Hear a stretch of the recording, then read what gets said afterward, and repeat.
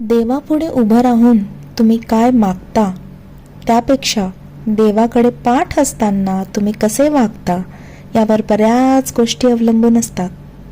माणूस त्याच्या बोलण्यातून नाही तर त्याच्या कर्मातून खरा कळतो. चांगले कर्म, चांगले विचार जर तुमच्या मनात असतील तर तुम्ही देवळात नाही गेलात किंवा कुठल्या मंदिरात नाही गेलात तरी चालेल. पण जर तुमच्या हृदयातील मंदिरात अंधार असेल तर तुम्ही जगातील कुठल्याही मंदिरात जाऊन कितीही दिवे लावलेत तरी त्याचा काहीही उपयोग होणार नाही. एक गोष्ट लक्षात ठेवा, तुम्ही किती खरे आहात आणि तुम्ही किती खोटे आहात हे फक्त दोघांनाच माहिती असतं. एक म्हणजे परमात्मा आणि दुसरा तुमचा अंतरात्मा.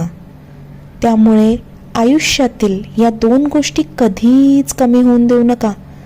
त्या म्हणजे मनाचा बालपण आणि दुसरं म्हणजे अंतरात्म्यातील देवपण. जेव्हा या दोन गोष्टी संपतील ना तेव्हा खरा माणूस संपेल. श्री स्वामी समर्थ.